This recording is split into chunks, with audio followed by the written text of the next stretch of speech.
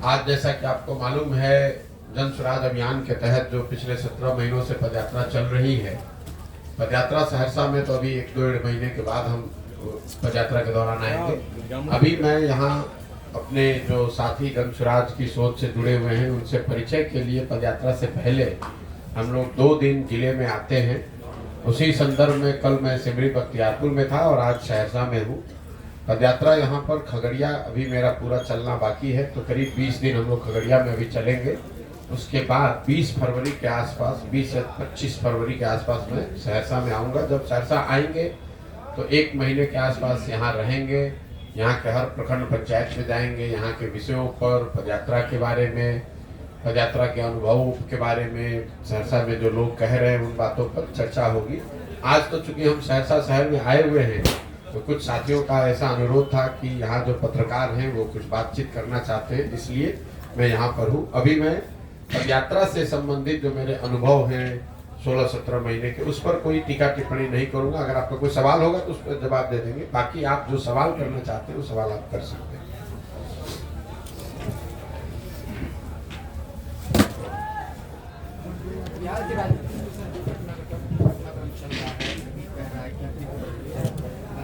Blood test किया जाएगा, उसके बाद जो कई तरह की कयास लगाई जा रही है, बातें सामने आ रही है, क्या बिहार की जनता को जो सत्ताधारी लोग हैं वो बलगला रहे हैं, इन चीजों पर आप क्या सोचते हैं? नहीं, बिहार की राजनीतिक घटनाक्रम को कोई विशेष नजरिए से देखने की जरूरत नहीं है।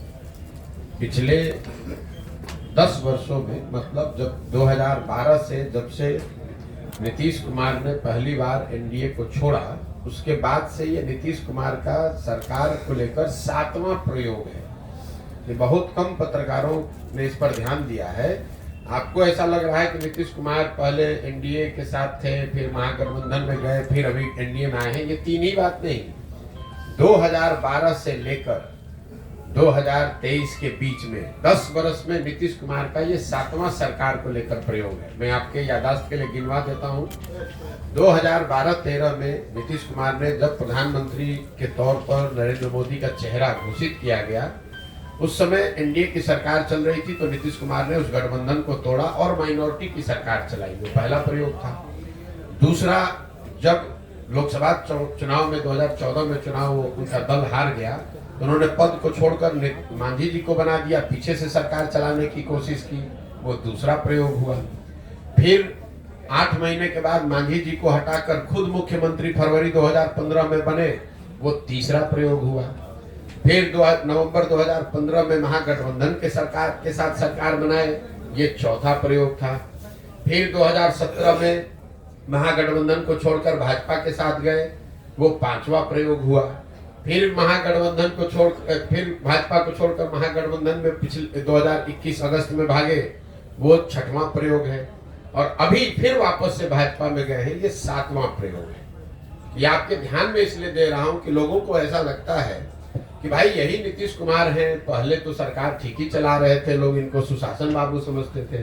नीतीश कुमार वही हैं, लेकिन ये जो राजनीतिक अस्थिरता का माहौल शुरू हुआ है, 10 वर्ष में ये 7वीं सरकार है। आपके हमारे लिए खबर ये है कि मुख्यमंत्री आरजेडी के साथ है कि भाजपा के साथ है, लेकिन आप इसको समझिए, जब सरकार का मुखिया बदलता है तो सारी नीतियां भी बदलती हैं, सारे अफसर भी बदलते हैं, पूरी सरकार की प्राथमिकता भी बदलती है। और उसका खामियाजा ये होता है कि जब तक नई व्यवस्था नीचे सेटल हुई, तब तक नीतीश कुमार नया प्रयोग कर दिए। तो इनके बार बार ये पलटने से बिहार की जनता का कितना नुकसान हो रहा है, इसका आपको अंदाजा नहीं है। 2015 में 7 निश्चय के आधार पर महागठबंधन को वोट पड़ा, 7 निश्चय के कार्यक्रम शुरू किए गए, बिहार विकास मिशन बनाया गया। 2 वर्ष में जब तक वो कार्यक्रम जमीन पर उतरता तब तक वो भाजपा में चले गए, तो 7 निश्चय हाशिए पर चला गया। भाजपा के साथ मिलकर जिन नीतियों पर आगे बढ़े, जब तक वो चीज जमीन पर उतरे तब तक फिर भाग के महागठबंधन में चले गए। इस वजह से बिहार की जनता का, यहाँ के प्रशासन, यहाँ के लोगों का बहुत बड़ा नुकसान पिछले 10 वर्ष में हो रहा है। और इसके साथ साथ राजनीतिक तौर पर नीतीश कुमार की जो भद पीट रही है वो तो पीट ही रही है, लेकिन नीतीश कुमार ऐसा कर पा रहे हैं, इसके लिए सबसे बड़े दोषी 2 सहायक दल हैं, जो उसका नाम भाजपा और आरजेडी है। अगर नीतीश कुमार 7 बार पलटे हैं तो 3 बार इसमें भाजपा भी पलटी है, 3 बार आरजेडी भी पलटा है। भाई नीतीश कुमार ने तो कहा कि मैं अब भाजपा में नहीं जाऊंगा, लेकिन साथ साथ भाजपा के नेता अमित शाह ने भी कहा आज से 2-4 महीना पहले बिहार में आकर मंच से खड़े होकर कहा कि भाई नीतीश, बिहार की जनता, एक एक लोग आप सुन लीजिए, मैं अमित शाह ये बोल रहा हूं कि नीतीश कुमार के लिए भाजपा का दरवाजा हमेशा के लिए बंद है। वही नीतीश कुमार आज वही अमित शाह भाजपा नीतीश कुमार को आज मुख्यमंत्री बना रही है। तो नीतीश कुमार जो गलती कर रहे हैं, उनका राजनीतिक तौर पर उनकी भग पीट रही है, जनता उनको गाली दे रही है, लेकिन साथ साथ बिहार के नागरिक होने के नाते हम लोग को ये नहीं भूलना चाहिए कि नीतीश कुमार पूरे बिहार की जनता का मजाक इसलिए उड़ा पा रहे हैं क्योंकि भाजपा वाले या आरजेडी वाले पद की लालच में नीतीश कुमार को ये करने में मदद कर रहे हैं। अगर आज नीतीश कुमार भाजपा छोड़कर आरजेडी चले जाएं, तेजस्वी यादव को मुख्यमंत्री बना दे, फिर कल से तेजस्वी यादव को नीतीश कुमार में विकास पुरुष दिखने लगेगा। कल तक भाजपा को नीतीश कुमार बेकार दिख रहे थे, आज उनके साथ आ गए तो मुरेठा बांधकर घूमने वाले सम्राट चौधरी आज नीतीश कुमार को बिहार का भविष्य ढूंढ रहे हैं। कल तक कह रहे थे कि नीतीश कुमार अगर सभा में जाएंगे तो महिलाएं सभा छोड़कर भाग जाएंगी क्योंकि इन्होंने इतने अभद्र भाषा का प्रयोग किया है। इस देश के प्रधानमंत्री मोदी जी ने मध्य प्रदेश के चुनावी सभा में खड़े होकर बताया कि नीतीश कुमार ने जिस तरह की भाषा का प्रयोग किया है, ऐसे भाषा का प्रयोग, ऐसे महिलाओं का असम्मान करने वाले लोगों को सजा मिलनी चाहिए। तो सजा के तौर पर मोदी जी ने अब नीतीश कुमार को बिहार का मुख्यमंत्री बनवा दिया। तो आप लोग, सिर्फ आप और हम नीतीश कुमार को क्यों गाली दे रहे हैं, क्यों उनका शिकायत कर रहे हैं? भाई नीतीश कुमार तो जग जाहिर पूरा दुनिया जानता है कि नीतीश कुमार हर 6-8 महीने साल भर पर अपने पद की लालच में कुर्सी अपना पलटेंगे, लेकिन उनके जो साथी दल हैं, जो लोग उनको इस पलटने में मदद कर रहे हैं, अब समय आ गया है उनको भी चिन्हित करने का और उनको भी पहचानने का कि उनका भी दोष कम नहीं है। बिहार का ये दुर्भाग्य रहा है कि यहाँ के सांसदों के लालच में जो काम पहले कांग्रेस ने किया वही काम आज भाजपा कर रही है। यहाँ जो पुराने पत्रकार बैठे, आपको याद होगा लालू जी के जमाने में ऐसा नहीं है कि लालू जी को बिहार की जनता ने वोट देके बहुमत दिया, एक ही बार उनको पूर्ण बहुमत मिला। बाकी सारे समय लालू जी ने बिहार पर राज कांग्रेस के साथ से किया, कांग्रेस के सहयोग से किया। कांग्रेस को मालूम था कि लालू जी के राज का राज जंगल राज है, लेकिन बावजूद इसके उन्होंने आंख बंद किया। लालू जी का को यहाँ शासन इसलिए करने दिया ताकि लालू जी के साथ मिलकर 20, 25, 30 सांसद यहाँ से जीतकर दिल्ली में जाते रहे। तो जैसे कांग्रेस ने बिहार की जनता को लालू के हवाले करके छोड़ दिया था जीने मरने के लिए, वही हाल भाजपा का है। उन्होंने बिहार और बिहार के लोगों के बच्चों का भविष्य नीतीश के हाथ में देकर इसलिए छोड़ दिया है कि कम से कम हमारा 30-35 सांसद जीतकर बिहार देश में जाता रहे, हमारा 370 का आंकड़ा, 400 का आंकड़ा पूरा होता रहे। बिहार की जनता मरती है तो मरे, बिहार के बच्चे पलायन करते हो तो करे, बिहार के बच्चे जब बाहर जाएंगे तो हम लोग को बिहारी कह के गाली दिया जाएगा और हम ही लोग से 40 सांसद का वोट भी लिया जाएगा। ये बिहार का दुर्भाग्य है। तो आप भी तो एनडीए के साथ थे प्रशांत सूर्य, आपने अपना फैक्ट चेक नहीं किया। हम एनडीए के साथ नहीं, एनडीए यूपीए किसी के साथ नहीं रहे हैं। हम 2011 से लेकर 2021 तक इस देश में 10 दलों के साथ हमने काम किया है। 10 दलों को चुनाव जिताने में मदद करी है, जिसमें नीतीश कुमार भी शामिल हैं, नरेंद्र मोदी भी शामिल हैं, लालू यादव भी शामिल हैं, जगन मोहन रेड्डी, ममता बनर्जी, स्टालिन जैसे लोग भी शामिल हैं। तो अगर आपका सवाल ये है कि पहले अगर आपने इनकी मदद की है तो आज आप इनका विरोध क्यों कर रहे हैं, अगर ये आपका सवाल है तो पहले सवाल को सही कर लीजिए।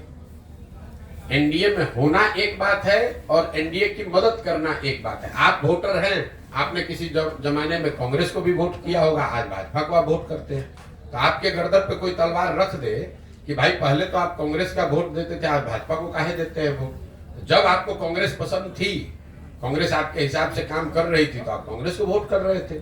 जब आपके हिसाब से उन्होंने काम नहीं किया, आप दूसरे जगह भाजपा को वोट दे रहे हैं या दूसरे दल को वोट दे रहे हैं। तो पहले अपना सवाल क्लियर कर लीजिए, फिर मैं उसका जवाब देता हूं। जब आप जान रहे हैं कि नीतीश कुमार ऐसे हैं जो विकास के नाम पर जो है सो लोगों को ठग रहे हैं बिहार की जनता को, तो फिर आपने उनका मदद क्यों किया? ठीक बात, ये सवाल ठीक है। अब इतना होमवर्क करके आइए तब सवाल पूछिए। आपका सवाल ये है कि नीतीश कुमार की आपने पहले मदद की, आज विरोध क्यों कर रहे हैं? नीतीश कुमार की हमने मदद कब की है? 2014-15 में, ठीक है। तो 14-15 के नीतीश कुमार और 22-23 के 23-24 के नीतीश कुमार में जमीन आसमान का फर्क है। जिस नीतीश कुमार की मदद मैंने 2014 में की थी, उस नीतीश कुमार के बारे में पूरे बिहार में एक इंप्रेशन था, एक छवि थी कि ये आदमी बिहार को सुधारने की दिशा में कुछ काम कर रहा है। 2005 से लेकर 2012-13 के दौर में बिहार सुधरता हुआ दिखा था और वो सुधार नीतीश कुमार के नेतृत्व में हुआ था। नीतीश कुमार को इस राज्य में, राज्य के बाहर लोग सुशासन बाबू कहते थे। उस नीतीश कुमार की मैंने मदद की थी। आज जिस नीतीश कुमार का विरोध कर रहे हैं वो नीतीश कुमार है जिनके राज को लोग बोलचाल की भाषा में अधिकारियों का जंगल राज बता रहे हैं। 2014-15 में जिस नीतीश कुमार की मदद की थी वो नीतीश कुमार थे जो चुनाव नहीं हारे थे। उनका दल चुनाव हारा था लोकसभा में, लेकिन राजनीतिक मोरालिटी एक चीज होती है जिसके आधार पर उन्होंने पद छोड़कर मांझी जी को मुख्यमंत्री बना दिया था। उस नीतीश कुमार की मैंने मदद की थी। आज जिस नीतीश कुमार का विरोध कर रहे हैं वो आदमी का विरोध कर रहे हैं जो राजनीतिक निर्लज्जता का उदाहरण बन गया है। 2020 में नीतीश कुमार चुनाव हार गए हैं। 243 के विधानसभा में 42 विधायक जीतने वाले पार्टी के नेता हैं, यानी वो चुनाव हार गए हैं। लेकिन हारने के बावजूद कोई ना कोई जुगाड़ लगा के कभी राजद के साथ, कभी भाजपा के साथ, कभी दूसरों के साथ मिलकर सरकार बना रहे हैं, कुर्सी पर बैठे हैं। तीसरी बात, 2014-15 में उस नीतीश कुमार की मदद की थी जिसमें मानवता अभी जिंदा था। ये वही नीतीश कुमार हैं, आप पत्रकार हैं, आपको याद होगा वाजपेयी जी के सरकार में ये रेल मंत्री थे। जब ये रेल मंत्री थे तो गैसल पश्चिम बंगाल में एक रेल दुर्घटना हुई जिसमें 285 लोगों की मृत्यु हुई थी। नीतीश कुमार ने ये कह के पद से इस्तीफा दिया कि मेरे पद पे रहते हुए अगर 200 से ज्यादा लोगों की दुखद मृत्यु हुई है तो मैं उस पद पे कैसे रहूंगा। उस नीतीश कुमार का साथ दिया था मैंने। जिस नीतीश कुमार का आज विरोध कर रहे हैं ये वो नीतीश कुमार हैं जो कोरोना काल में हजारों लोगों की दुखद मृत्यु हो गई, पूरे देश पर संकट आया, लेकिन जितना संकट बिहार के लोगों पर आया उतना किसी पर नहीं आया। लाखों बच्चे बिहार के रोड पर मारे मारे फिर रहे थे और ये आदमी महीनों तक अपने घर से बाहर नहीं निकले। तो प्रशासक के तौर पर, राजनेता के तौर पर और मानवता के तौर पर, तीनों ही आधार पर 14-15 के नीतीश कुमार और 22-23 के नीतीश कुमार में जमीन आसमान का फर्क है। इसीलिए उस समय उनका साथ दिया था और आज उनका विरोध कर रहे हैं। और एक अंतिम बात, लोकतंत्र में चुनाव 5 वर्ष पर क्यों होता है? लोकतंत्र में चुनाव 5 वर्ष का नियम क्यों है? 10 वर्ष पर भी हो सकता था, 2 वर्ष में भी हो सकता था। क्यों 5 वर्ष पर होता है? 5 वर्ष पर लोकतंत्र में चुनाव इसलिए होता है कि आपको ये बताया जाता है संविधान से कि जिस नेता पर, जिस दल, जिस विचारधारा पर, जिसके कार्यक्रमों पर भी आपका भरोसा है, यकीन है, आप उसके साथ खड़े होइए, उसकी मदद कीजिए, उसको वोट दीजिए। लेकिन वो वोट और भरोसा 5 वर्ष के लिए है, जीवन भर की बंधुआ मजदूरी नहीं है। अगर आपकी बात हम मान लें तो वोटर होने के नाते आपने एक बार मोदी जी को वोट दे दिया, अब मोदी जी काम करे या न करे, जीवन भर उन्हीं को अगर आप वोट देते रहेंगे, उनके काम का समीक्षा आकलन करके अपना निर्णय नहीं बदलेंगे, तब तो आप और हम देश में लोकतंत्र ही खत्म कर देंगे। फिर 5 वर्ष पर चुनाव की जरूरत क्या है? एक बार आपने लालू जी को वोट दे दिया, एक बार नीतीश जी को वोट दे दिया, एक बार मोदी जी को वोट दे दिया, आप जीवन भर उन्हीं को राज करने दीजिए। तो आप लोकतंत्र को खत्म ना करें।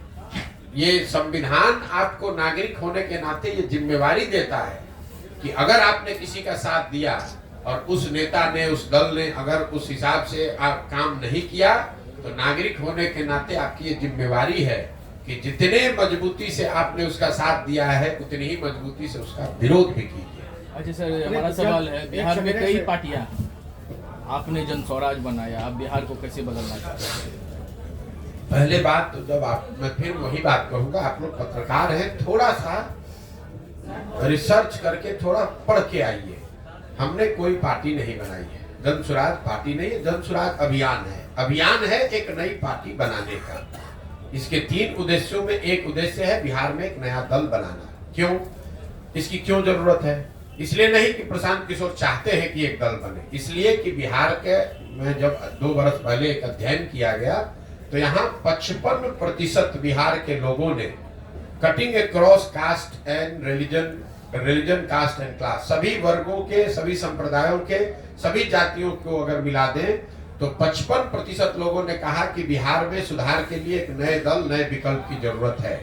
इसका मतलब ये नहीं है कि वो सब लोग कह रहे हैं कि जनसुराज की जरूरत है, लेकिन एक नए दल, एक नए विकल्प की जरूरत है, ऐसा 55% बिहार के लोगों ने कहा है। तो जनसुराज अभियान उसी से जुड़ा हुआ है कि अगर आधे से ज्यादा बिहार की जनता अपने बेहतर भविष्य के लिए नया दल बनाना चाहती है तो जनसुराज वो अभियान है जिससे कि हम लोग गांव-गांव जाकर लोगों को बता रहे हैं कि अगर आप नया दल, नया विकल्प बनाना चाहते हैं तो आप आइए, आप व्यवस्था की, संसाधन की, जाति की चिंता मत कीजिए, आप साथ में आइए। अगर आप ईमानदार व्यक्ति हैं, आप में जज्बा है, आप बिहार को सुधारना चाहते हैं तो आप साथ में आइए, नया दल बनाइए। प्रशांत किशोर और जनसुराज आपकी मदद करेंगे। आप में से कई साथियों को ऐसा लगता है कि अरे भाई तो पहले दूसरे दलों को के लिए काम करते थे, अब आके बिहार में घूम रहे हैं। दोनों में कोई फर्क नहीं है। पहले हम यही काम दल और नेताओं के लिए करते थे, नेताओं को और दलों को बताते थे किस तरह से संगठन को मजबूत करो, कैसे साथ में आओ, कैसे बूथ कमेटी बनाओ, कैसे जनता के बीच प्रचार करो, कैसे चुनाव लड़ो और उनको जिताने में मदद करते थे।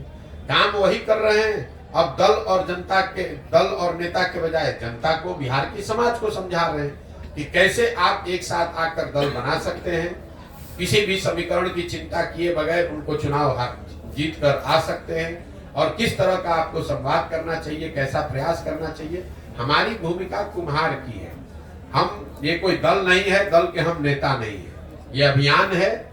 और जैसे कुम्हार अच्छी मिट्टी और चाक से घड़ा बनाता है, वैसे गांव-गांव घूमकर इस अभियान के माध्यम से मैं ऐसे लोगों को ढूंढ कर निकाल रहा हूं जो लोग नया दल बनाना चाहते हैं। उनको हम मदद करेंगे ताकि वो सब लोग मिलकर दल बनाए। जब सब लोग मिलकर दल बनाएगा तो उनको हमारी मदद से वो चुनाव भी लड़ेंगे और ऊपर वाले ने चाहा, बिहार की जनता का आशीर्वाद रहा तो जीत कर भी आएंगे। सर, लोकसभा चुनाव में भी आपको जब दल ही नहीं है तो लोकसभा का चुनाव कैसे लड़ेंगे, आप उनको बता दीजिए। दल होगा सर। मेरे भाई,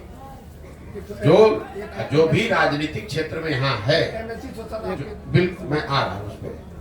आप लोग जो नेता लोग कहते हैं, कम से कम उस बात को ध्यान से सुनिए और उसी पर सवाल कीजिए। जब ये अभियान शुरू हुआ तो हमने कहा कि पूरे बिहार में पदयात्रा करने के बाद ही ये निर्णय लिया जाएगा कि दल कब और कैसे बनना है, लेकिन कब कैसे बनना है, दल का नाम, संविधान क्या हो, उसकी प्राथमिकता क्या हो, उसके नेता कौन हो, इस पर निर्णय पदयात्रा के बाद लिया जाएगा। अभी तक पिछले 17 महीनों में मैं आधा बिहार पैदल चल पाया। 120 विधानसभा क्षेत्रों तक हम लोग पैदल चल के गए, आधा बिहार बाकी है। तो दल जब एक बार जनता को कह दिया कि पदयात्रा करने के बाद ही बनाऊंगा, तो बीच में बनाने का मतलब तो है नहीं। ठीक है, दल होके कोई चुनाव आ जाएगा तो दल बना लेंगे तो फिर लोग कहेंगे देखिए इनको तो चुनाव लड़ना था इसलिए पदयात्रा कर रहे हैं। लोकसभा से पहले कोई दल है नहीं, इसलिए लोकसभा में जनसुराज पार्टी की ओर से कोई चुनाव नहीं लड़ा जाएगा। आपने कहा कि एक निर्दलीय चुनाव लड़ा था जिसकी मदद जनसुराज ने की थी एमएलसी के तौर पर, और वो चुनाव जीते भी थे, वो ठीक बात है। अगर बिहार में ऐसी परिस्थिति बनती है जहां जनसुराज की सोच से, इस परिकल्पना से जुड़े हुए लोग किसी लोकसभा क्षेत्र में, जिले में ये तय करते हैं कि नहीं भैया हम लोग के पास हम लोग को चुनाव लड़ना है, कोई ऐसा व्यक्ति मिलता है जिसके लिए समाज कह रहा हो कि नहीं भैया ये बहुत अच्छे आदमी है, इनको सांसद के तौर पर जिताकर भेजा जाए, तो वो निर्दलीय के तौर पर चुनाव लड़ सकते हैं, जनसुराज उनकी मदद कर सकता है। मेरा लक्ष्य कोई एक एमपी सीट जीतना नहीं है। शिक्षकों का एमएलसी चुनाव क्यों लड़ा गया? इसलिए क्योंकि चुनाव तो समय 8-10 जगह हुआ, एक शिक्षक का चुनाव क्यों लड़ा गया? इसलिए लड़ा गया कि लोगों ने ये कहा कि अगर आप जनसुराज से शिक्षा की बात कर रहे हैं, शिक्षा पर ही आपका फोकस है, तो शिक्षकों के एमएलसी का चुनाव जरूर हम लोग को लड़ना चाहिए, क्योंकि उसमें वोटर सिर्फ शिक्षक है। उनकी बात मानी गई और जिन जिलों में उस समय पदयात्रा हुई थी वहां पर शिक्षकों के एमएलसी के चुनाव के लड़ा गया एक निर्दलीय के तौर पर, हम लोग जीत कर लिया है। तो आगे अगर लोकसभा चुनाव से पहले जनसुराज की सोच से, परिकल्पना से जुड़े हुए साथियों ने अगर ये तय किया कि हमें लोकसभा चुनाव किसी क्षेत्र में लड़ना है, उस तरह का कोई बेहतर व्यक्तित्व मिले जिसको कि चुनाव लड़ाने से समाज का भला हो सकता है, तो जन स्वराज अपने संसाधन व्यवस्था से, अपने खर्चे से, अपनी ताकत से उसको चुनाव लड़ाएगा। लेकिन वो चुनाव वो व्यक्ति को उस व्यक्ति को निर्दलीय लड़ना पड़ेगा, क्योंकि अभी जन स्वराज दल है नहीं। जब दल बन जाएगा तो उसके बाद जो भी चुनाव होगा, चाहे मुखिया का चुनाव हो कि लोकसभा हो कि विधानसभा हो, सारा चुनाव लड़ा जाएगा। मेरा क्वेश्चन है कोई टारगेट तो सर आपका होगा ना, आपका दल का गठन कब होगा आगामी विधानसभा? कोई ऐसा टारगेट नहीं है। इसलिए नहीं है कि इस पूरी पदयात्रा में कोई दिन और किलोमीटर निश्चित नहीं है। जब मैंने घोषणा की थी तो मेरा अनुमान था कि 1.5 वर्ष में हम पूरा बिहार पैदल चल देंगे। करीब 1.5 वर्ष होने को आ गया, हम आधा बिहार ही कर पाए हैं। लेकिन मेरे लिए जरूरी नहीं है कि जल्दी से पदयात्रा पूरी करें और दल बना दें। पदयात्रा के जो उद्देश्य हैं, बिहार को जमीन पर जाकर समझना, उन लोगों को ढूंढ कर निकालना जिसको समाज सही आदमी समझता है, उसमें जितना मैं सोच कर चला था उससे ज्यादा समय लग रहा है। लेकिन मैं करने के लिए वो कृत संकल्पित हूँ, चाहे उसमें 2 वर्ष लगे कि 6 वर्ष लगे, करेंगे। वैसे करेंगे इसको पूरी ईमानदारी और शुद्धता से। आप देख रहे हैं कि पिछले 1.5-2 वर्ष से जब से मैंने पदयात्रा शुरू की है तो मैं कोई घर नहीं जाता हूँ, छुट्टी नहीं लेता हूँ। अगर सहरसा में भी आया हूँ तो कैंप में ही रहूंगा, कैंप में ही लोगों से मिलूंगा और शुद्धता से, ईमानदारी से इसको करने का प्रयास कर रहे हैं। आगे निर्णय जो भी हो, आगे जनता का जो निर्णय हो, जितनी सफलता मिले न मिले, लेकिन इसको करना है ईमानदारी और शुद्धता से। प्रशांत सर, व्यक्ति का व्यक्तित्व प्रभावित होता है पद और लायबिलिटी आने के बाद। आप कैसे तय करेंगे कि आप जो अभियान चला रहे हैं उसमें आप सफल रहेंगे और अलग रहेंगे? बिल्कुल सही बात है। ये आपका जो अनुभव है कि कई लोग पद पे आने के बाद उनका व्यक्तित्व, उनका चरित्र बदलता है। इसीलिए इसके 3 शब्दों में एक महत्वपूर्ण शब्द है सामूहिक प्रयास। सही व्यक्ति हो, वो भी, उसका भी व्यक्तित्व और चरित्र पद पर आने के बाद बदल सकता है। तो सही व्यक्ति हो, सही सोच हो, लेकिन उसके साथ साथ एक कोई सही व्यक्ति इसको नहीं सुधार सकता है। सामूहिकता की जो ताकत है, अगर हजारों लोग साथ में, सही लोग आकर प्रयास कर रहे हैं तो हजारों लोग ओवरनाइट उनका चरित्र बदल जाएगा, ऐसा संभव नहीं है। तो जो 3 शब्द इस पूरी परिकल्पना के आधार हैं कि सही व्यक्ति का चुनाव किया जाए, मजबूत व्यक्ति का नहीं, सही व्यक्ति का। राजनीति में कई बार मजबूत को सही मानकर उसको आगे बढ़ाया जाता है।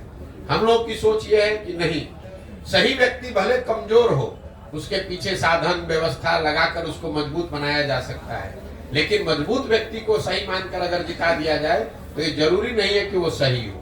तो पहली बात है कि आदमी सही ढूंढ कर निकाला जाए। दूसरा, सोच उसकी सही हो। सोच ये हो कि बिहार को अगले 10 वर्ष में कैसे विकसित बनाना है, बिहार के लोगों को, बिहार के बच्चों का कैसे उनकी बेहतरी करनी है, बजाय इसके कि किसी जाति, किसी परिवार की बात हो। और तीसरा, किसी एक व्यक्ति पर पूरी व्यवस्था न आधारित हो। इसलिए सामूहिकता से, कोई प्रशांत किशोर इसको नहीं ठीक कर सकते हैं। अगर ऐसा होता तो हम कहते हैं कि हम दल बना रहे हैं, हम सही व्यक्ति हैं, हमारी सोच सही है, हम इसको ठीक कर देंगे। मैं कह रहा हूं कि किसी एक प्रशांत किशोर के, 10 प्रशांत किशोर के आने से बिहार नहीं सुधरेगा। जब तक समाज से हजारों लोग एक साथ आकर, सही सोच वाले लोग एक साथ आकर सामूहिक तौर पर साथ मिलने, साथ चलने का, साथ काम करने का निर्णय नहीं लेंगे, तब तक सुधार संभव नहीं है। इसीलिए आप देख रहे हैं कि जो राजनीतिक दल बनाने में दूसरों को 1 दिन लगता है, 1 घंटे में लोग दल बना देते हैं, वो दल बनाने में ही मैं 2 साल 3 साल लगा रहा हूँ। क्यों लगा रहा हूँ? इसलिए लगा रहा हूँ कि जो लोग ये दल बनाए, जब ये दल बने, जो लोग इस दल को बनाए, वो दल किसी जाति विशेष का ना हो, किसी व्यक्ति विशेष का ना हो, किसी परिवार का दल ना हो, बल्कि वो बिहार के उन सारे लोगों का दल हो जो लोग बिहार में व्यवस्था बदलना चाहते हैं, एक नया विकल्प, नया प्रयास के भागीदार बनना चाहते हैं। ठीक है सर, अभी जो खेला होने की बात चल रही है, आखिर वो कौन सा खेला होने जा रहा है? मेरे भाई देखिए, कोई भी खेला हो, आप मुझे बताइए, यहाँ पर 2012 के बाद अभी मैंने आपको गिनवाया, ये 6वां 7वां सरकार का प्रयास है। क्या फर्क पड़ गया? चाहे केंद्र में यूपीए की सरकार हो या केंद्र में अभी मोदी जी की सरकार है, बिहार में चाहे नीतीश कुमार महागठबंधन के साथ रहे, अकेले रहे या भाजपा के साथ रहे, बिहार में बच्चों के पढ़ाई की व्यवस्था तो हुई नहीं, बिहार में चीनी मिल तो चालू हुए नहीं, बिहार में लोगों को रोजगार मिला नहीं, पलायन थमा नहीं। तो किसी की भी सरकार बन जाए, किसी भी फॉर्मेशन में आ जाए, किसी तरह का खेला हो जाए, यहाँ परिवर्तन आने वाला नहीं है। खेला तो तब होगा जब जनता खड़ा होकर जितने खेला करने वाले लोग हैं इन सबको झाड़ू मार कर बाहर जब करेगी, तब असली खेला होगा। मेरा क्वेश्चन है सर, मेरा क्वेश्चन है, जनसुराज पार्टी या जनसुराज अगर कोई दल बनाती है, हम उसको सत्ता में लाते हैं, तो क्या वो बिहार को विकास के मार्ग पे ले जाएगा? आप जो बिहार को विकास के मार्ग पर बिहार के लोग ले जा सकते हैं, कोई पार्टी कोई दल नहीं ले जा सकता है। तो अगर बिहार के, आपके सवाल का जवाब दे रहा हूं, बिहार के सही सोच रखने वाले लोग अगर एक साथ आकर राजनीतिक लोकतांत्रिक प्रयास करते हैं, उनके पास बिहार को सुधारने का एक सही जमीन से सोच समझकर बनाया गया प्लान हो, सही लोग हो, तो बिल्कुल बिहार को सुधारा जा सकता है। अगले 10 वर्ष में बिहार को देश के 10 अग्रणी राज्यों की श्रेणी में खड़ा किया जा सकता है। ये क्वेश्चन नहीं है सर, क्वेश्चन ये है, जैसे विधायक जीत के जाता है, चाहे आपका दल हो, वो विधायक यहाँ से जीत के जाएगा, हम लोग जिताएंगे, नया पार्टी को जिताएंगे, क्योंकि सब पार्टी को दिए एक बार मौका। कोई बिहार को आज तक विशेष स्वराज का दर्जा तक नहीं दिलवा पाया। यहाँ तक कि जो भी पुराना चीनी मिल था, पेपर मिल था, वो बंद करवा दिया गया। तो हम नया दल चाहते हैं, लेकिन पर विधायक जो जीत के जाता है, वो विधायक जीतने के मेरे बाद भाई ऐसा है, हमसे घूस लेने का, सुनिए ना भाई, कोई भी काम करने पे घूस अरे लेता सुनिए है। ना भाई, आप इतने सीधे, आप और हम भी नहीं हैं कि आप इतना इनोसेंटली कह रहे हैं कि हम लोग जिता रहे हैं और विधायक घूस ले रहा है। जब आप विधायक चुन रहे हैं तो एक बार आपको विधायक बेवकूफ बना दिया, 2 बार विधायक बेवकूफ बना दिया, तो पिछले 50 वर्ष से आपको कैसे बेवकूफ बना रहा है? जहां पर लोग एक, सुनिए, आपने सवाल पूछा, सवाल जवाब सुन लीजिए। आप कह रहे हैं कि यहाँ पेपर मिल बंद है, पेपर मिल आपके यहाँ बंद है। पेपर मिल आज से तो बंद है नहीं, 50 साल से बंद है। उसके बाद भी वही सांसद, वही व्यक्ति, वही दल, वही व्यक्ति बार बार कैसे जीत कर आ रहा है? क्योंकि हमारे पास उसको- ऑप्शन नहीं है। बस ठीक है, तो ऑप्शन नहीं है तो वही नया विकल्प, नया ऑप्शन बनाने का प्रयास है, ताकि आपको मजबूरी में गलत लोगों को वोट न देना पड़े।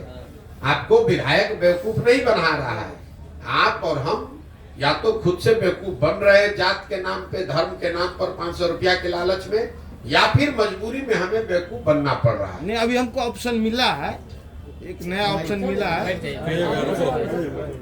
बिहार में पूर्ण शराबबंदी कानून लागू है, कितना सफल है ये, इसको किस मैं उन लोगों में से, कुछ लोगों में से हूँ जो राजनीतिक सामाजिक तौर पर पहले दिन से कह रहे हैं कि हम बिल्कुल शराबबंदी के विरोध में हैं। हमारा बस चले तो 48 घंटे में शराबबंदी को यहाँ से हटा देंगे। क्यों? इसके 3 वजह है। शराबबंदी के जरिए आज तक दुनिया में, सिर्फ बिहार और भारत में नहीं, पूरे दुनिया में कहीं इस बात का प्रमाण नहीं है कि शराबबंदी के जरिए किसी समाज का आर्थिक सामाजिक विकास हुआ है। इस दुनिया में कहीं ऐसा प्रमाण नहीं। अगर होता तो दुनिया में अग्रणी देश हैं, जो स्कैंडिनेवियन कंट्री हैं, वेस्ट के यूरोपियन देश हैं, अमेरिकन देश हैं, उस सब जगह शराबबंदी लागू होता। उन लोगों ने लागू क्यों नहीं किया? क्योंकि इस बात का कोई प्रमाण नहीं है। दूसरी बात, लोग ये बताते हैं कि गांधी जी ऐसा चाहते थे कि शराबबंदी लागू हो। बिल्कुल ये बात सिरे से खारिज करता हूं, गलत बात है, लोगों को भ्रम फैलाया जा रहा है। मैं पिछले 2 बरस से नीतीश कुमार को और उनके जो भी लोग भी शराबबंदी के पक्ष में है गांधी के नाम पर, मैंने उनको खुली चुनौती दे रखी है। अगर आप गांधी को पढ़ने का, समझने का दावा करते हैं तो मुझे एक पंक्ति गांधी जी का दिखा दीजिए, लिखा हुआ या बोला हुआ, जहां पर गांधी जी ने ये कहा कि सरकारों को शराबबंदी लागू करना चाहिए। गांधी जी ने ये नहीं कहा। गांधी जी ने शराब को लेकर, शराब न पीने को लेकर एक सामाजिक प्रयास की बात कही है कि शराब पीना बुरी बात है, नहीं पीना चाहिए, समाज को इस दिशा में प्रयास करना चाहिए। उन्होंने ये नहीं कहा कि सरकार को कानून बना देना चाहिए। इसका एक आपको उदाहरण दे रहा हूँ। गांधी जी ने कहा कि सबको वेजिटेरियन होना चाहिए, अच्छी बात है, लेकिन कल होकर अगर सरकार ये कानून बना दे कि जो आदमी वेजिटेरियन नहीं है, शाकाहारी नहीं रहेगा, सबको जेल में डाल दिया जाएगा, क्योंकि गांधी जी ऐसा चाहते थे, ऐसा कभी हो सकता है? ये तो गांधी जी के बात बताई हुई बात का डिस्टॉर्शन है। तीसरी बात, मान लीजिए कि एक बार को शराबबंदी आप लागू, कुछ उसका फायदा है भी, तो फायदा तो तब होगा जब आप शराबबंदी लागू कीजिएगा। जमीन पर बिहार में शराबबंदी तो लागू है नहीं। शराबबंदी के नाम पर शराब के दुकान बंद कर दिए गए, होम डिलीवरी चालू है। तो आप देख रहे हैं कि दुनिया भर में अमेजोन है, फ्लिपकार्ट है, आप घर से बैठे बैठे ऑर्डर करते हैं, सामान घर पे आ जाता है। तो मैं 2 वर्ष से कह रहा हूं कि जो बिहार में शराबबंदी है, ये नीतीश कुमार का अमेजोन फ्लिपकार्ट मॉडल है, जिसमें शराब का दुकान बंद है और होम डिलीवरी चालू है। अब इसका जरा आप नुकसान समझिए। बिहार जैसे गरीब राज्य में शराबबंदी के नाम पर जो ये फसाद खड़ा किया गया है, इसकी वजह से करीब करीब 20,000 करोड़ रुपया का हर साल का नुकसान हो रहा है बिहार की गरीब जनता का। और ये पैसा जा कहां रहा है? ये पैसा जा रहा है भ्रष्ट अफसरों के पास, शराब माफिया के पास, और यहाँ के गरीब जनता का पैसा लूटा जा रहा है। दूसरी बात, शराबबंदी होने से हर गांव में आप देखिए जितने लड़के हैं वो अवैध शराब के कारोबार में लग गए। उनके हाथ में कट्टा, उनके पास मोटरसाइकिल, 2-4 बोतल इधर से उधर किया, 2-4 हजार रुपया कमा लिया। और सबसे महत्वपूर्ण बात, इसमें जिन महिलाओं के नाम पर शराबबंदी लागू किया गया, सबसे ज्यादा प्रताड़ित इसमें महिला ही है। जब से बिहार में शराबबंदी लागू किया गया है, तब से आंकड़ों के हिसाब से, सरकारी आंकड़ों के हिसाब से करीब 6,37,000 से ज्यादा केस रजिस्टर किए गए हैं। करीब करीब 6.5 लाख केस दर्ज किए गए। इसमें 1.25 लाख केस अभी भी चल रहा है। और ये ज्यादातर केस, 2/3 से ज्यादा केस समाज के गरीब और पिछड़े समाज के लोगों पर किया गया है। वो लोग जब एक बार केस में पकड़ लिए गए शराबबंदी में, तो उनके घरों की महिलाएं, उनके बच्चे थाने में और कोर्ट में दौड़ रहे हैं और लोग जेलों में सड़ रहे हैं। जो पैसे वाला है वो शराब का धंधा कर रहा है, इससे पैसा कमा रहा है, और जो गरीब आदमी है वो शराबबंदी के नाम पर पुलिस प्रशासन उसको परेशान कर रही है। और जो गरीब घर के बच्चे हैं वो मजबूरी में अवैध शराब के कारोबार में लग रहे हैं।